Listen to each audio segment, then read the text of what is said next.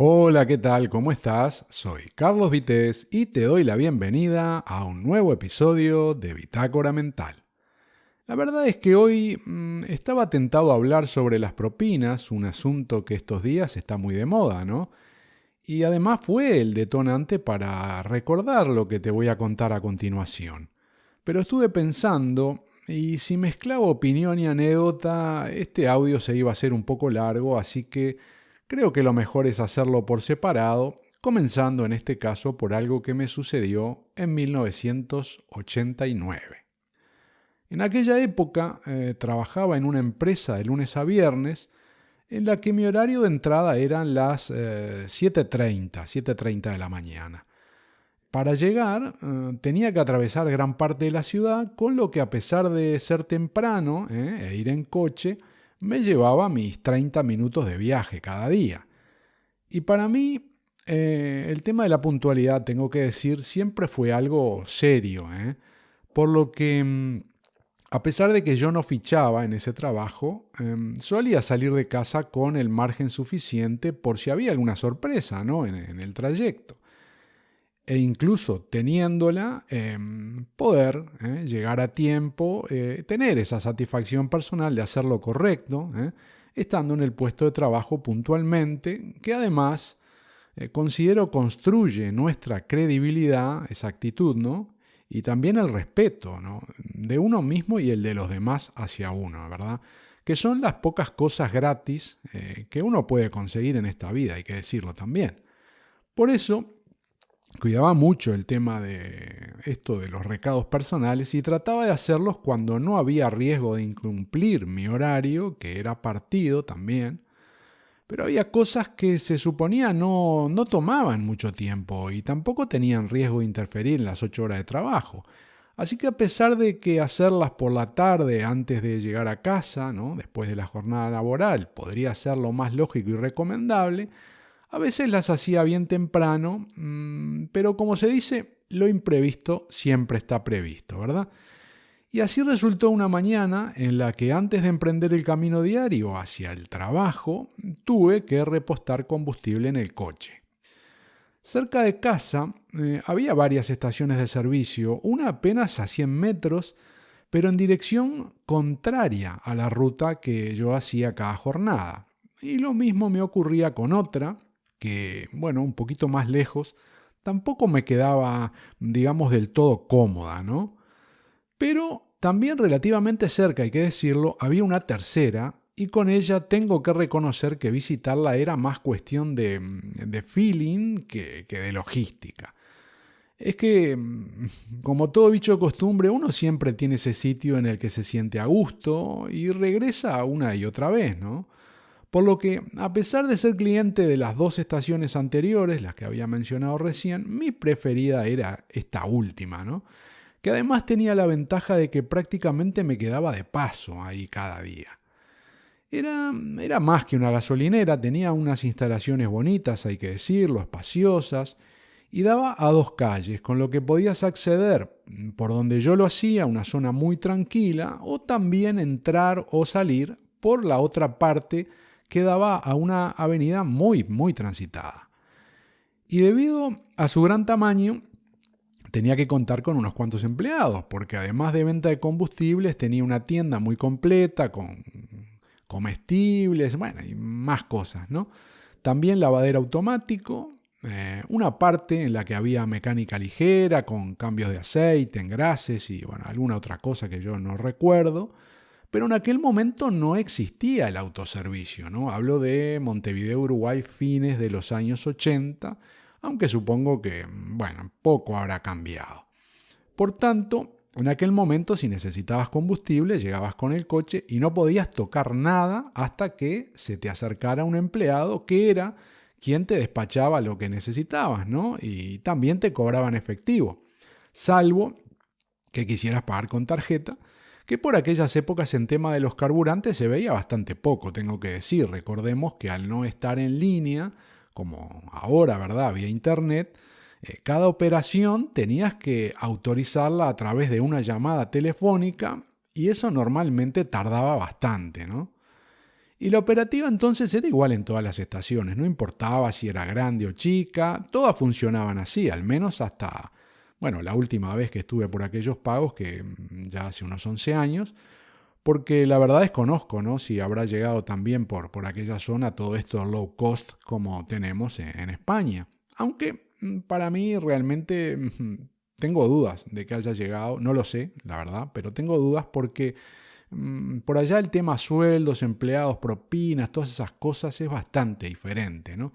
Pero como decía antes, si acaso ya trataré todo este tema de la atención al cliente en otro momento. Por cierto, hablando de empleados, lo de trabajar surtiendo combustible era algo que desde siempre había sido monopolizado por el sexo masculino, ¿no? Pero por 1985, creo, estando de vacaciones en una ciudad costera, un verano, un amigo me comentó que había una pequeña estación de servicio que estaba atendida por una mujer. Y se hizo famosa, porque era la única en despachar combustible en toda esa zona y la verdad, en todas las que yo conocía. Así que un día que necesitaba llenar el tanque, me acerqué hasta ese lugar, creo que incluso me acompañó este amigo, y fue la primera vez que fui atendido por una chica en una gasolinera. Obviamente la gente más joven no va a entender por qué comento esto, ¿no? Como si fuera algo excepcional. Pero cualquiera que tenga mi edad o más, sabe, yo soy de los 60, mediados de los 60, sabe lo que eran las cosas antes, ¿no? Y cómo son ahora. Hace 40 años, al menos donde yo vivía, lo que comento era una absoluta novedad, porque más allá de que en la mente de muchos existía la igualdad, en la práctica y en el mercado laboral eso no se reflejaba para nada, al punto de que hoy, sin ir más lejos, creo que todos vemos que queda mucho camino por recorrer, ¿no? Pero bueno, desde ese momento las cosas fueron cambiando, un poco más rápido quizá, y comenzaron a verse empleadas dedicadas a esta tarea en al menos algunas estaciones de servicio grandes, ¿no? Por ejemplo, en el sitio donde ocurrió la anécdota de hoy, que fue el segundo lugar donde me encontré atendido por una mujer a la hora de repostar. Y puntualizo eso porque personal del sexo femenino ya había antes, pero en la parte de tienda y bueno, y limpieza también, en fin, labores que no eran sirviendo combustible, ¿no?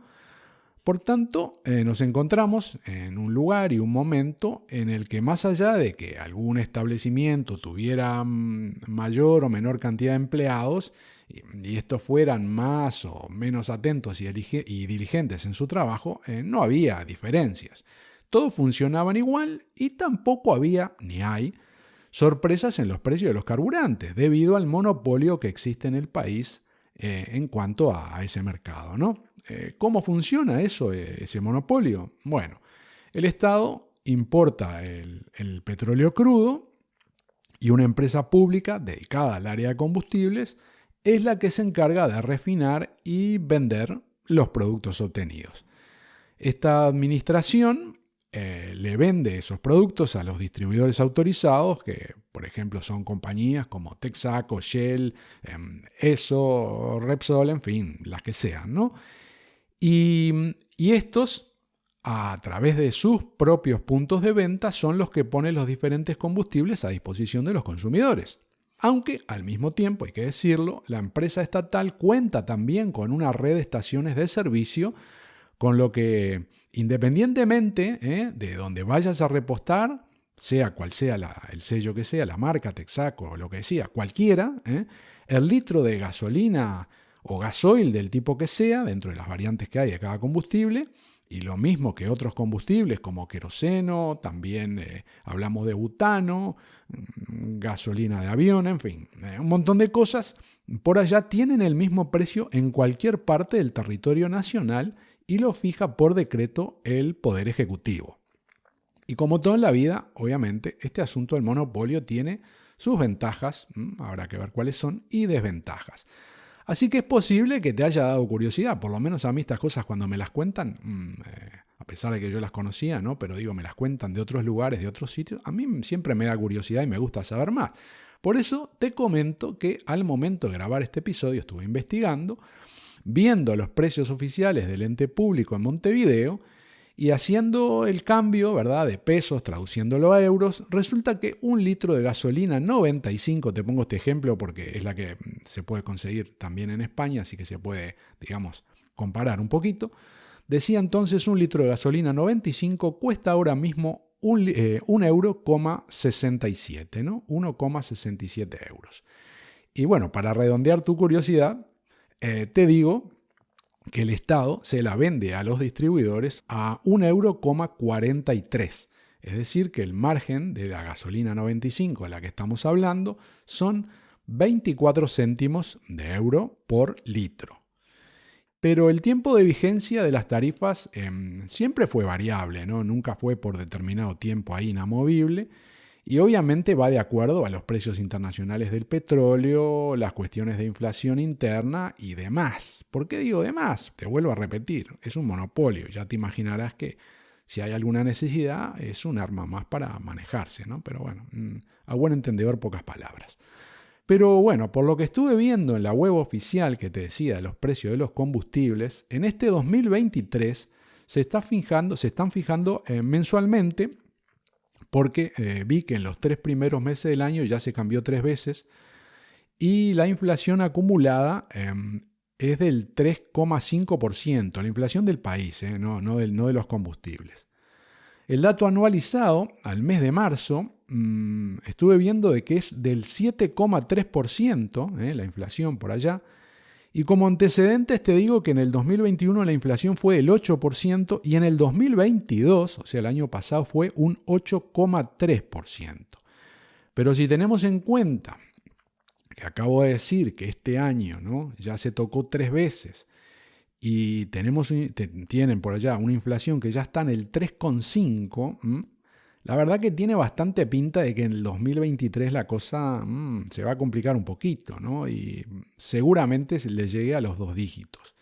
Algo que obviamente no va a gustar por allá, no le va a gustar a nadie y no nos gusta acá tampoco, ¿no?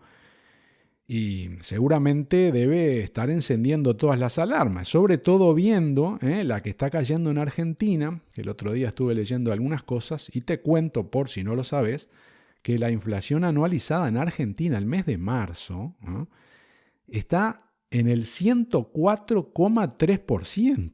Eso es una cifra que asusta. Y no voy a explicar más nada de esto porque lo entiende cualquiera lo que es eso, ¿no? Pero bueno, me estoy yendo del tema. Así que vamos a retomar la anécdota que estaba comentando.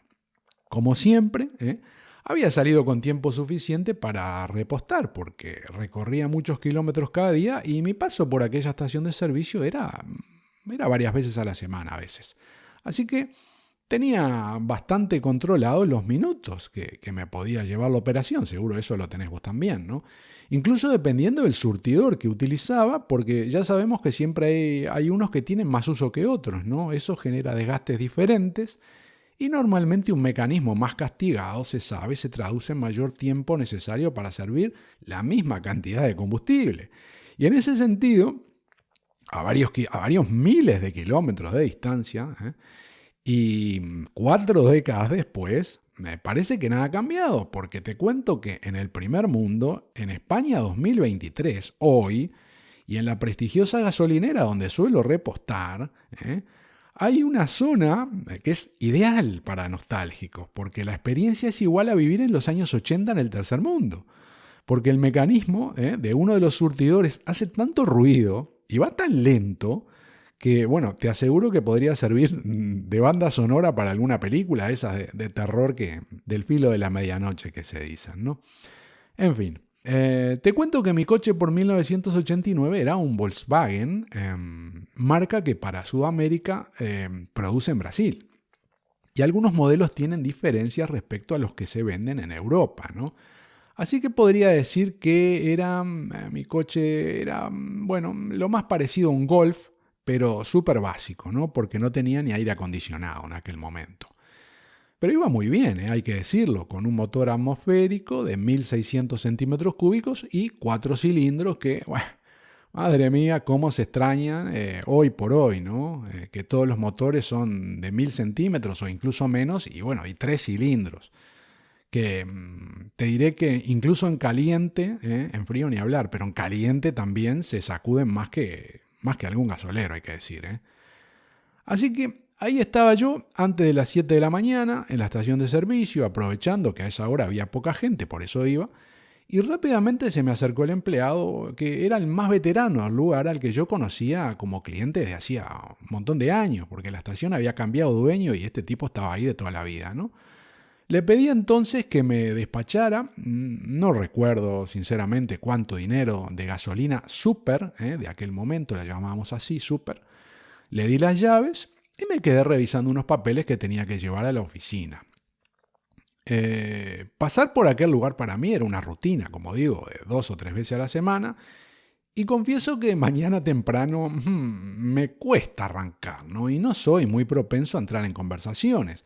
Así que me mantuve alejado de aquel señor, algo que solía hacer cuando iba a primera hora, porque en mis visitas al mediodía o por la tarde, digamos que estaba ya despierto, ¿no? Y bueno, entonces uno era naturalmente más propenso a interactuar. Pasó entonces un rato y conociendo el surtidor en cuestión, alguna gente no lo hace, pero yo tengo tendencia siempre a ir al mismo, ¿no? Así que noté que estaba tardando, ¿no? Pero ya se sabe que eso también depende del empleado y la presión que con su mano haga sobre el gatillo ese que habilita el paso del combustible, ¿no? Pero teniendo en cuenta el sonido, a mí me parecía normal. Así que miré hacia donde estaba este veterano para chequear, ¿no? Cuántos litros ya me había puesto, cuánto faltaba, ¿no? Y me llamó mucho la atención de lo que iba marcando, que en cuanto al dinero pasaba muy lento, mientras que la cantidad de combustible iba muy rápido. Y en ese momento me di cuenta que algo iba mal, ¿no? Muy mal. Y de un salto me puse al lado del surtidor y le dije al empleado que dejara ya de llenar el depósito, algo que él no se esperaba y supongo lo habrá tomado de sorpresa, porque imagino que desde mi cara a los gestos del cuerpo no eran propios de alguien sosegado camino al inicio de su jornada laboral, ¿no? Pero es que tenía una poderosa razón por la que me había alterado así de golpe en un segundo. Es que yo le había pedido gasolina super, que además le dije solo super, y el tipo me estaba echando gasoil. La verdad no me lo podía creer, ¿no? No sé, no entiendo qué le pasó. Bueno, sí, creo que entiendo. No sé, habrá escuchado mal, no sé, pero cuando me di cuenta tenía más de medio depósito lleno con gasoil en vez de gasolina, ¿no? Y pasaron unos segundos en la que yo me agarraba la cabeza tratando de calmarme y el veterano se dio cuenta de que la había hecho pero gorda, ¿no? Porque el nombre de los combustibles no tenían absolutamente nada que ver y era imposible escuchar mal porque le había hablado al lado, cara a cara, y no podía tener él ninguna duda sobre lo que le había pedido. Y sinceramente creo que tuvo un lapsus, y desde el momento en que me vio llegar, él habrá asumido que yo venía a repostar diésel, y en el momento en que le dirigí la palabra y le pedí súper, bueno, él en su mundo, estaría en su mundo, y ya estaba programado para servirme gasoil desde que vio el coche acercarse, ¿no? Tengo que decir que en ningún momento lo insulté, hay que decir la verdad. O tampoco perdí los nervios causando una situación desagradable. Seguramente ayudó el hecho de que, como digo, me costaba despertarme, ¿no? Pero sin duda me había complicado la vida. Y no tenía consuelo, no tenía consuelo porque sabía que aquel individuo, aún sin quererlo, me iba a hacer tener una mañana que no me merecía de alguna manera, ¿no? Y bueno, el veterano estaba, bueno, relativamente tranquilo, pero también de alguna forma mortificado, aunque sin temor a equivocarme, creo que más por él que por su damnificado. La razón es que no le hacía gracia verse señalado en su trabajo, estaba cerca de jubilarse también, y no le hacía gracia verse señalado en su trabajo por el error ese que había cometido, ya que en aquellas latitudes, al menos hasta hace unos años, cuando yo tengo alguna información, la gente por allá no está para tonterías, ¿no? Si un empleado se manda ahí unas cuantas cosas, no andan con vueltas, ¿no?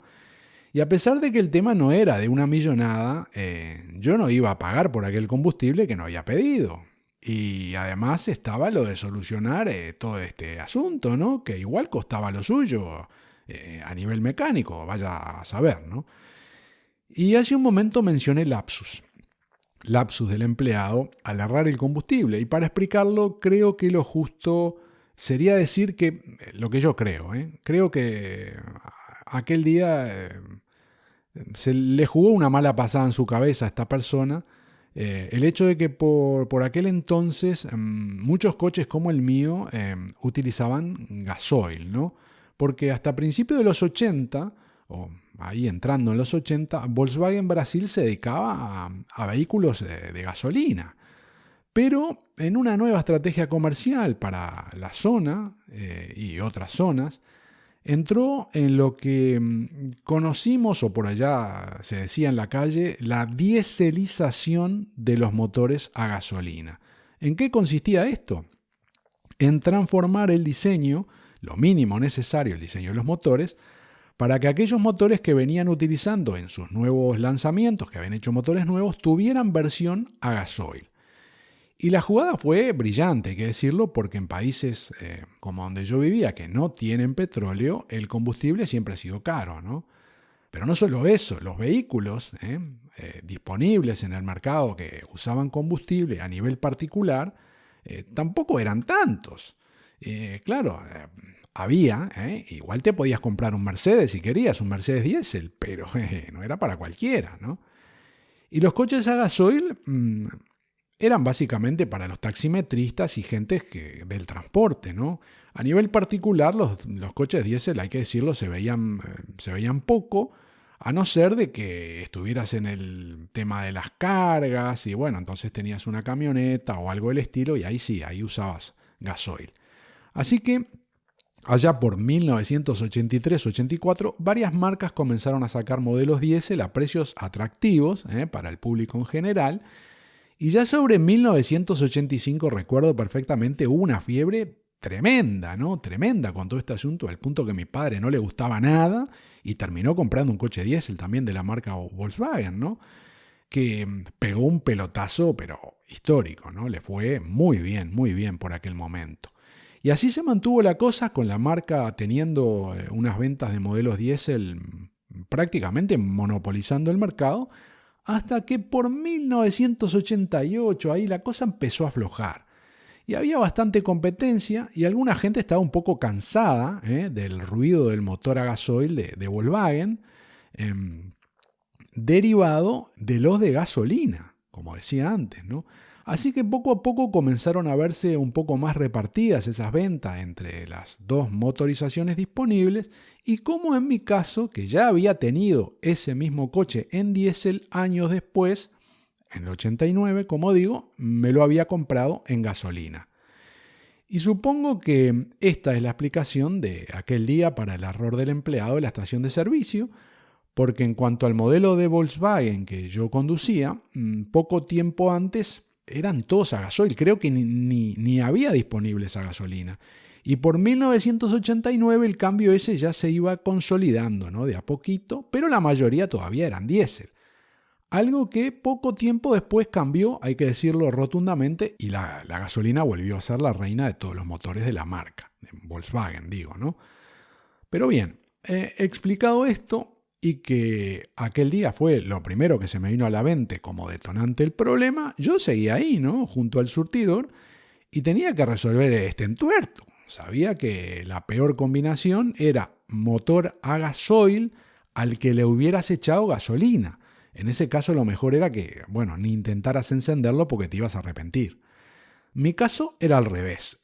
Y confieso que no tengo conocimientos de mecánica como para arriesgar un diagnóstico del problema o daño que ocurre en un motor a gasolina cuando se le pretende hacer funcionar con diésel. Por tanto, aquel día tampoco estaba para experimentos y sabía que lo mejor era no inventar y evitar problemas mayores, ¿no? Así que me armé de paciencia y le dije al empleado que me esperara un momento, que tenía que hacer un par de llamadas. Y en 1989 no teníamos móviles, por allá no había móviles. Así que entré en la tienda de la estación esa de servicio en la que estaba, que tenía teléfono público, eso sí, y en primer lugar llamé a mi trabajo para explicar lo que me había ocurrido, ¿no? Y que probablemente hasta la tarde no pudiera ir. Solucionado este punto, intenté contactar con un amigo que vivía cerca y que sabía un poco de mecánica. Por suerte, lo encontré en su casa, le pedí si podía ayudarme y me dijo que se acercaría sin problema hasta la gasolinera y ahí veíamos cómo se podía resolver todo este asunto. Hechas las 2 llamadas más importantes, entonces, volví hasta donde estaba el coche y le dije al veterano que me ayudara a quitarlo de allí para esperar a mi amigo, ¿no? Y ver qué podíamos hacer antes de, en fin, buscar otras opciones que seguramente iban a costar más dinero. Y pensé que lo mejor era meter el auto donde hacían los cambios de aceite, que no era un sitio de esos en los que con un elevador te hacen el servicio, ¿no? En la estación había un par de lugares como estos que hay en la ITV, donde tienen un foso, donde te revisan el tren delantero, ¿no? El tema es que la gasolinera estaba en un terreno que no era totalmente plano, así que como además el asunto del error del combustible ya estaba en boca de todos los empleados, como era de esperar, pedí que me ayudaran, ¿no? A los que se acercaban ahí a ver qué estaba pasando, y entre varios empujamos en subida el coche hasta meterlo en una de esas zonas donde había un foso, como comentaba recién, ¿no? Y una vez allí, asegurado, con el freno a mano, ya más tranquilo, esperé a mi amigo, que la verdad llegó muy rápido, llegó enseguida porque estaba muy cerca de la estación. El veterano, con cara de culpable, hay que decirlo, se mantenía a mi lado ahí como espectador, a pesar de que quería colaborar, pero era prudente porque no tenía intenciones de volver a meter la pata. Así que se puso a disposición por si podía hacer algo útil a la causa, pero sin tomar ninguna iniciativa, ¿no? Estaba ahí en modo, mande usted. Lo primero que se me ocurrió fue, obviamente, sacar el combustible con algún sistema, ¿no? Y en este caso pensé en lo que llamábamos ordeñar, que no era ni más ni menos que meter una manguera por el lugar a través del que se llenaba el depósito y chupar, ¿no? Haciendo vacío hasta que el líquido comenzara a salir y pasarlo a otro recipiente. Era algo que sobre todo individuos de dudosa reputación sabían hacer con maestría, ¿no? Y por eso en algunos talleres, cuando ibas a retirar el coche después de unos días de reparación, siempre tenías la impresión, generalmente bien fundada hay que decirlo, de que la aguja del combustible se había movido misteriosamente hacia abajo. Obviamente no era necesario que dejaras voluntariamente el vehículo en algún sitio. Es sabido que desde que existe el combustible, siempre ha habido quien se ha encargado de intentar de consumirlo sin pagarlo, ¿no? O comerciar, con él, venderlo. Por lo que más bien eran pocos los que, como en mi caso y el de algún amigo, habíamos ordeñado, pero por buenas causas, ¿no? Entiéndase, ir cortos de dinero, quedarnos sin gasolina y que, bueno, en algún momento otro amigo o pariente que estuviera por ahí cerca se viniera con el coche, ¿no? Y nos permitiera tomar prestado ahí algún par de litros, yo qué sé, 3 litros, como para poder echarlos en el coche nuestro y llegar hasta la estación de servicio más próxima. Y lo de ordeñar parece fácil y en teoría lo es, pero eso no evita que termines catando el líquido sobre el que estás trabajando. Así que en los casos que en lo personal me ha tocado practicar este sistema, algo que tengo que decir no hago ya desde hace muchísimos años y espero no tener que volver a hacerlo, no estoy seguro, pero creo que siempre fue con gasolina, ¿no? Y el recuerdo no es nada agradable, porque ya desde el minuto 1, en el caso de la gasolina, los gases se te meten hasta en el ADN, ¿no? Y por más que uno trata de evitarlo, mientras está succionando el combustible, termina llegando a tu boca. Y no es una experiencia recomendable. Más de una vez terminas tragando, aunque sea poco, pero terminas tragando algo. Y eso, claro, entra en tu cuerpo y viaja hasta el estómago y te va quemando todo, ¿no? Además, es muy peligroso. Y te queda, ahí te entran unos ardores, te queda un sabor en la boca horrible y todos esos gases también. Es asqueroso, así que bueno, no se lo recomiendo a nadie. Como todo, obviamente, con la práctica ayuda, ¿no? A perfeccionar la técnica, como se diría. Pero cuando ves que incluso gente que está bastante, con bastante tiempo en esto, y los ves que ponen cara fea, sabes que es muy complicado evitarlo, ¿no? Y en el caso en cuestión, no había que sacar un par de litros, había que vaciar más de medio depósito y además no teníamos ahí una manguera apropiada, larga, ni sabíamos si podíamos llegar hasta el final del depósito o en algún momento había algún impedimento, ¿no? Y no lo íbamos a poder vaciar. Así que no estábamos para probar cosas e ir cambiando sobre la marcha, ¿no? Por lo que en una rápida evaluación del problema ahí con mi amigo me dijo, mira, dice, yo creo que hay que sacar el tanque de combustible y vaciarlo. Algo que, bueno, tendría complicación, pero que ya desde el primer vistazo por la parte de abajo que habíamos hecho del coche parecía posible, ¿no? Incluso para gente no profesional. Por tanto, le pedimos al veterano unas pocas herramientas ahí y un bidón de plástico o algo donde verter ese combustible que iríamos sacando del coche.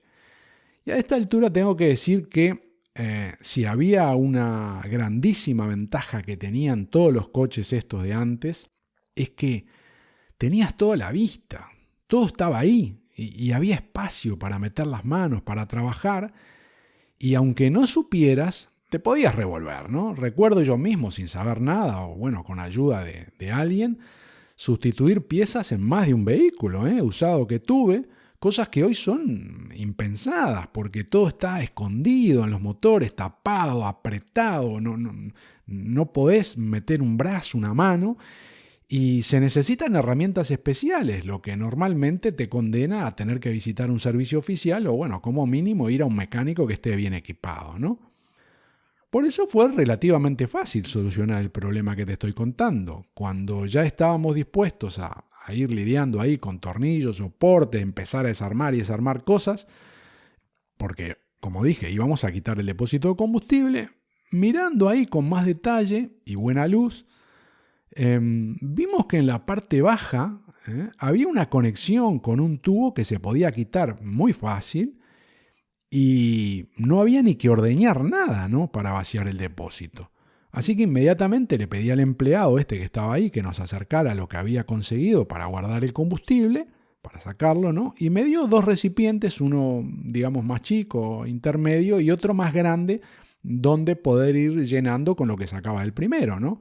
Y así fue que con mínimas herramientas desconectamos el depósito y fuimos dejando salir el combustible, llenando varias veces aquellos recipientes que nos había dado el veterano, hasta que quedó vacío y volvimos a conectar el sistema para dejarlo como estaba antes, ¿no? Ahí chequeando todo que quedara bien. Evidentemente no sabíamos si en el fondo quedaba algo y presumiblemente así sería, pero en tal caso muy poquito, porque bueno, puse la llave en el contacto y la aguja del indicador pertinente estaba pegada ahí al fondo, con lo que aquello, hay que decirlo, pintaba bien. Pero había que terminar la operación, así que finalizada esa fase, volví a pedir ayuda para empujar el coche hasta el surtidor más cercano. Ahora con cierta bajada, era más sencillo, pero no iba a encender el motor. Así que no tendría servofreno y dar marcha atrás, a la vez que tener que hacer varias maniobras en una zona plana para moverse dentro de la estación esquivando coches, no parecía buena idea si no era con ayuda de alguien más aparte de mi amigo, ¿no? Porque yo casi no contaba porque me había puesto al volante. Rápidamente entonces se acercaron un par de empleados y dejamos el coche bien aparcadito ahí al lado de un surtidor tranquilo, por si el tema se estiraba un poquito más. Un momento después, y conmigo ahí supervisando atentamente, esta vez sí, la operación, le pedí al mismo empleado que seguía dando vuelta con nosotros que ahora sí me llenara el tanque con gasolina súper, como se lo había pedido al principio. Y me quedé ahí hasta que el dispensador hizo el corte, clac, cuando el depósito estuvo lleno, ¿no? Y llegó el momento entonces de pagar, pero obviamente por los litros de esta última vez, ¿no? Y no por los anteriores. Así que cumplí con ese trámite y, por cierto, no tengo ni idea de lo que hicieron con el combustible que sacamos del coche, a pesar de que, bueno, algunas cosas se me ocurren y seguramente acierte. Pero vamos a dejarlo ahí porque hay que terminar con este relato que pretendía hacerlo más corto, pero bueno, se me estiró. Así que si llegaste hasta este punto, que sepas que se solucionó todo sin problema. Una vez efectuado el pago que acabo de mencionar, hubo un momento de incertidumbre, sí, tensión, cuando puse la llave y le di arranque. Pero por suerte el motor se puso en marcha sin problema, suave, como siempre, y en definitiva de acuerdo a lo que habíamos programado y esperábamos, ¿verdad? Porque el circuito tenía gasolina, cuando yo lo había pagado, y con esa misma gasolina había arrancado. Hasta que luego, claro, sí, comenzó a llegar a través de la bomba de combustible lo que venía desde el depósito, ¿no? Pero claro, aquello lo habíamos dejado rebosante, ¿no? Y parece que no hubo ningún problema con el gasoil que le echamos. Parece que lo sacamos sin problema, lo sacamos todo. Por tanto, di por finalizado el inconveniente. Me despedí, agradeciendo la ayuda de la gente de la gasolinera. Llevé a mi amigo hasta su casa. Y bueno, y seguí mi camino, porque aún me quedaba mucho día por delante. En resumen, que aquello pudo ser un desastre, pero atajándolo a tiempo como ocurrió, se solucionó satisfactoriamente. Pero llegados a este punto, y para finalizar ahora sí, es posible que algún oyente por ahí piense que la culpa fue toda mía, por no estar frente al surtidor desde el principio, ¿no? Pero, como se suele decir, todo tiene una explicación, un porqué, pero eso me haría entrar ahora mismo en el tema de la atención al cliente, propinas, etcétera, etcétera. Y como dije al principio, eso pretendo tratarlo en otro momento. Soy Carlos Vitéz y hasta aquí el Bitácora Mental de hoy. Gracias por tu tiempo, muchas gracias por escuchar este episodio y te espero en el próximo. Chao.